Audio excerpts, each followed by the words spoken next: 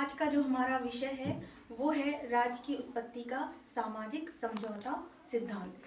राज्य की उत्पत्ति के संबंध में विभिन्न सिद्धांत महत्वपूर्ण हैं, जिनमें राज्य की उत्पत्ति का दैवीय सिद्धांत है, राज्य की उत्पत्ति का ऐतिहासिक सिद्धांत है, राज्य की उत्पत्ति का मात्र सत्तात्मक सिद्धांत है। उन्हीं में से एक अति महत्वपूर्ण सिद्धांत है राज्य की उत्पत्ति का सामाजिक समझौता सिद्धांत। इस सिद्धांत की यह मान्यता है कि यह जो सिद्धांत है वो राज्य की उत्पत्ति का आधार व्यक्तियों द्वारा आपसी समझौता मानता है। मतलब कि जो राज्य है वो व्यक्तियों के समझौते का परिणाम है।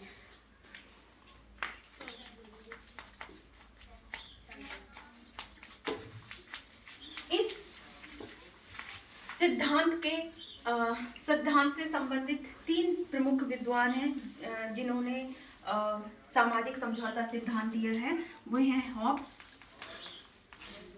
लॉक और रूसो। हॉब्स, लॉक, रूसो, इन तीनों ही विद्वानों का यह मानना है कि राज्य जो है वो व्यक्तियों ने अपनी सुविधा या अपने आवश्यकताओं की पूर्ति के लिए राज्य रूपी संस्था का निर्माण किया है। इनका यह भी मानना है कि राज्य के ऐतिहासिक विकास से पूर्व भी एक संस्था रही, जिसको ये लोग प्राकृतिक अवस्था के रूप में मानते हैं। प्राकृतिक अवस्था, यह अवस्था एक ऐसी अवस्था थी जो कि राज्य से पूर्व थी। मतलब कि इस अवस्था में ना कोई राज्य था, ना कोई राजा था, ना कोई नियम थे, ना कोई कानून था। तो सबसे पहले हॉब्स के विचारों को इसके अंतर्गत समझ लेते हैं कि हॉब्स के अनुसार जो प्राकृतिक अवस्था थी वो एक ऐसी अवस्था थी जहाँ पर व्यक्ति हमेशा एक दूसरे के साथ झगड़ा करते रहते थे, एक दूसरे के साथ लड़ाई करते रहते थे। किसी के जीवन का कोई गारंटी नहीं थी, क्योंकि कोई नियम, कोई कानून नहीं थे। तो व्यक्तियों ने उस अराजकतापूर्ण स्थिति से बचने के लिए इस प्राकृतिक अवस्था से में इन्होंने एक राज्य का निर्माण किया। आपसी समझौता करके अपने ऊपर शासन करने का जो अधिकार है वो किसी एक व्यक्ति को दे दिया। वहीं से राजा और राज्य नामक संस्था का निर्माण हुआ।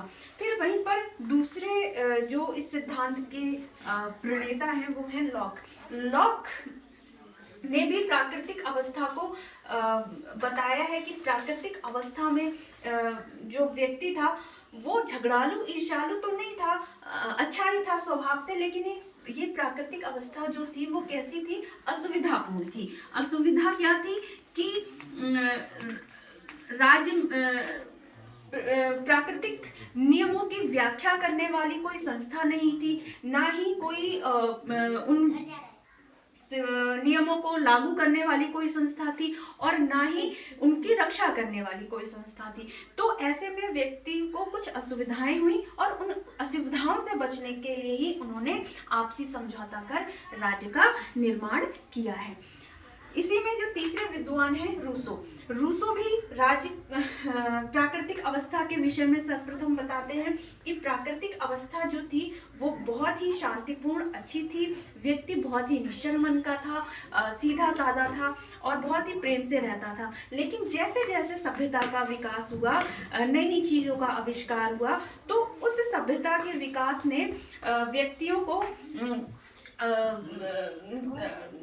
ऐसी अवस्था, शांतिपूर्ण अवस्था से निकालकर अराजकता वाली अवस्था में ला दिया, और उस अराजकता से बचने के लिए ही लोगों को आवश्यकता पड़ी राजा और राज्य की। तो फिर लोगों ने आपसी समझौता कर राज्य नामक संस्था को बनाया। तो इस तरह से इन तीनों ही विद्वानों ने राज्य को दैवीय या प्राकृतिक ना मानकर व्यक्तियों द्वारा निर्मित एक संगठन माना है, जो कि व्यक्तियों द्वारा अपने ऊपर शासन करने की आज्ञा देता है कि और सारे नियमों को अपने ऊपर लागू करने की अनुमति प्रदान कर राज्य और राजा जैसी संगठन और संस्था का निर्माण करता है। तो यही है राज्य की उत्पत्ति का सामाजिक समझौता सिद्धांत।